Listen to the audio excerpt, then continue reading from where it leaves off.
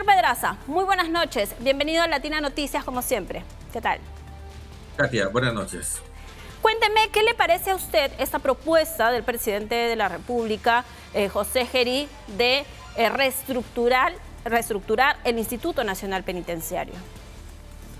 Bueno, hubiese preferido una reforma, un fortalecimiento de la propia institución con la propia denominación.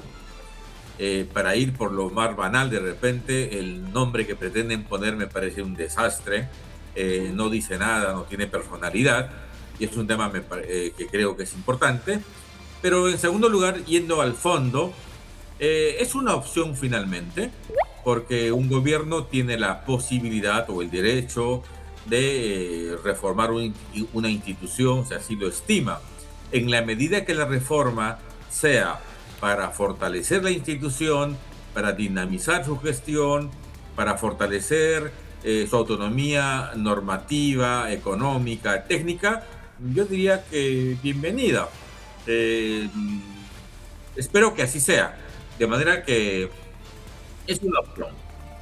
Ahora, ¿qué aristas considera usted que se debe reformar? Si hablamos de una reestructuración, de un replanteamiento de la administración de esta institución, ¿qué es lo primero o lo más importante que debería cambiarse en este caso? Yo creo que en realidad muy poco. Lo que se puede cambiar es la modernización, la simplificación de procedimientos, de adquisiciones, los procedimientos administrativos, etcétera. Pero no creo que más, la verdad.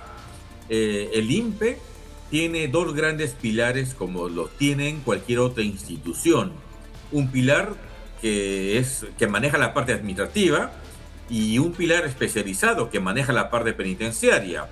Digamos, a mí me tocó, por ejemplo, crear migraciones, crear SUCAME, pero lo hicimos en la idea de fortalecer y darle autonomía a esos dos grandes temas que antes, en el 2012, formaban parte del Ministerio del Interior, eran direcciones generales. Entonces, cuando se decidió crear migraciones como superintendencia o SUCAME como superintendencia, la idea era darles autonomía, fortalecer su organización administrativa, pero sobre la base de lo mismo que es una regla básica universal. Un sector que maneja la parte administrativa y otro sector que maneja la parte técnica. Así que en el INPE no hay mucho que investigar en realidad o que reformar, salvo, reitero, simplificar sus procedimientos administrativos, modernizarlo para que los flujos de documentos y de compras sean quizás poco más transparentes, sean mejores, pero nada más.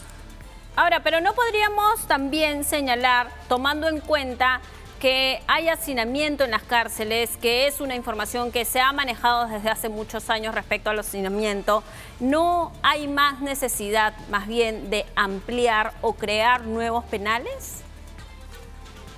Claro, claro que sí, Katia, sin la menor duda. El problema del hacinamiento es una realidad. 500% los penales más importantes del país. La sobrepoblación es evidente y carcome todos los penales. Pero hay que decir con absoluta claridad lo siguiente. La reforma que el Ejecutivo promueve no tiene nada que ver con resolver problemas centrales de cárceles. No tiene ninguna relación con el tema de los trabajadores y la corrupción que existe. No tiene ninguna relación con el manejo del hacinamiento ni su reducción, y no tiene tampoco ninguna relación con la lucha contra la inseguridad de recárceles. Esta es una reforma de la sede central, de corte administrativa, porque por norma no se puede combatir la corrupción, con norma no se puede combatir el hacinamiento. Si queremos combatir la corrupción, tenemos que implementar mecanismos de control en las puertas, por ejemplo, de paquetes y de personas. Si queremos combatir contra la inseguridad dentro de penales, tenemos que implementar medidas directas que afecten esos temas. El cambio de nombre o una reforma administrativa no va a tener ningún efecto en esos temas centrales. la superintendencia, como se pueda llamar, no va a prescindir de los 12.000 trabajadores, no va a prescindir de los 69 penales, no va a crear ningún penal porque no se crea por norma, se construye, y no va a poder hacer nada con los 105.000 presos que hoy tenemos. Así que esto es un tema de papel que puede ser importante, veremos el resultado, pero vender esta reforma con fines de lucha contra la corrupción y lucha contra la inseguridad, me parece que hay un grueso error o una mirada equivocada de esa reforma. Ahora, en la gestión anterior a la de Iván Paredes, en la de Javier Yaque, por ejemplo, uno de los temas que más promovía Yaque respecto a los penales es, por ejemplo, el derribo de las antenas de comunicaciones, porque las comunicaciones desde el interior del penal se daban para las extorsiones, para planificar secuestros, por ejemplo, para seguir cometiendo actos delictivos desde el interior del penal hacia afuera, ¿no? Claramente, Katia, claramente, si algo hay que hacer es exactamente eso, y responde a una acción de inteligencia penitenciaria, inteligencia policial, para detectar los proveedores informales de señales de telefonía celular o de wifi a los penales. Entonces, si eso es así, ¿se va a lograr con una reforma administrativa? Evidentemente no. Para mejorar la seguridad hay que hacer lo que en parte vienen haciendo. Incremento de la intensidad en las requisas. Pero eso pasa por la parte operativa. Para eso no se necesita una reforma, una norma. Las acciones de seguridad y las requisas son temas cotidianos en los penales. Entonces, ¿hay que asociar la reforma a esos temas? Yo creo que no. El Ejecutivo en parte ha presentado la reforma como un mecanismo de lucha contra la corrupción y la inseguridad, y yo creo que está haciendo mal, porque en enero aparentemente se conocerá la superintendencia, calculo que lo implementarán en 1 o 2 meses, y la verdad, y lo conversaremos en su momento, nada habrá cambiado de la realidad de hoy del sistema en marzo, porque esos grandes problemas necesitan acciones directas, operativas, no necesitan una reforma administrativa, porque por ley no se combate fenómenos de carácter social. Claro, de todas maneras, vamos a conversar en algún momento sobre los resultados. ¿Y qué le ha parecido a usted, señor Pedraza, la estrategia del presidente José Gerí? Él empezó y uno de los primeros operativos que tuvo fue haciendo requisas en los penales. Estuvo en el penal del Lurigancho, estuvo incluso en el de Sarita Colonia.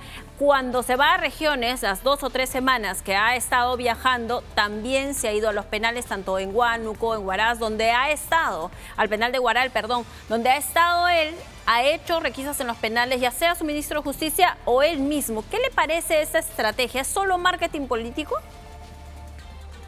A ver, yo entiendo que se trata de un gesto político, porque evidentemente no es una función del presidente estar en penales. Él tiene que planificar, tomar decisiones de corte nacional. Pero entiendo que su mensaje político, que diría, ha calado además positivamente en un sector de la sociedad. Así como va a cárceles, se involucra con operativos policiales, y en principio me parece bien. Pero eso solo en principio. Hasta ahora esos gestos, diría, le han generado un rédito importante. Pero si esos gestos políticos no se acompañan de otros actos operativos en cárceles, en la policía, que tengan una relación directa con la inseguridad, me temo que ese espacio simpático que ha logrado generar se va a ir cayendo, porque la ciudadanía le va a comenzar a exigir resultados concretos. Y el resultado concreto es que el número de muertos, de asesinados, para decirlo con claridad, se mantiene, incluso se ha incrementado. El número de asesinatos a conductores de transporte público se ha mantenido y va subiendo. Las extorsiones no han bajado. El número de captura de bandas no se ve que tenga un incremento sustantivo. Entonces, claro, los discursos y los gestos políticos están muy bien al inicio, pero yo creo que 2 meses y medio de gobierno ya se puede ir acabando esa fase de gestos políticos, porque entonces tenemos que comenzar a exigirle resultados mucho más tangibles. Y todavía no veo con claridad que hayan resultados tangibles como se quisiera. Claro, resultados es lo que hasta el momento falta. Usted como ex jefe del INPE tiene una cifra nos ha dado como 500% de sobrepoblación en los penales. ¿Cuántos internos aproximadamente hay a nivel nacional? En este momento hemos llegado a los 105.000 presos que están internos en 69 penales distribuidos en todo el país. Penales que en promedio tienen 60 años la mayoría, súper hacinados. A ver, yo tengo una relación directa con el sistema carcelario hace muchos años ya. Claro. Y la verdad, nunca antes en la historia del país había visto los niveles de hacinamiento que hoy se tienen. ¿Por qué? Claro. Por dos razones. Una, porque no se construye penales. El último penal inaugurado data del 2015. Y en segundo lugar, porque legítimamente el Estado, los organismos del Estado, han decidido utilizar la prisión como un mecanismo de lucha contra la inseguridad. Pero esa decisión no ha ido de la mano con la construcción de penales de alta seguridad que se necesita. Entonces, claro, eso ha generado que los penales estén hoy súper hacinados. Mire, el 2004, presidente del INPE y yo, teníamos en Castro 1.800 o 2.000 presos. Hoy bordean los 4.000 y poco más. Los penales de Cañete, de Huaral, tenían casi 2.000 presos y estaban hacinados. Hoy tienen 4.500 cada uno. Entonces, todo aquello que hace 20 años tenían en promedio encima de su capacidad, hoy están duplicados o triplicados. ¿Y eso por qué? Insisto, porque no se han hecho penales y porque, claro, se usa mucho la prisión como una expresión de lucha contra la inseguridad.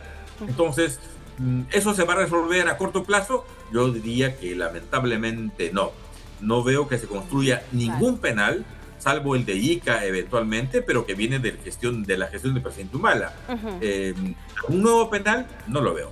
Ahora, una última consultita aquí. ¿Cuánto de estos internos, de estos 605.000 presos aproximadamente, actualmente, cuál es el porcentaje de ciudadanos extranjeros que tienen? La pregunta es muy interesante. En realidad, hace 20 años eran los españoles vinculados a tráfico de drogas, la población extranjera más alta junto con los ciudadanos colombianos. Hace 4 años no teníamos más de 250 internos de nacionalidad venezolana. Hoy han superado los 4.000. Es decir, en los últimos 3 años particularmente, ese número se ha multiplicado de un modo exponencial, de manera tal que es preocupante que esa población penal crezca del modo como lo está haciendo, y eso por supuesto indica que la presencia de esas personas en la comisión de delitos es absolutamente notable, y eso es un factor que no se puede dejar de mirar y que creo que habría que darle una solución. Señor Wilfredo Pedraza, muchísimas gracias por haber atendido nuestra comunicación, ex jefe del INPE, ex ministro del Interior. Muchas gracias por atendernos. Gracias, Katia. Hasta pronto. Hasta pronto, buenas noches.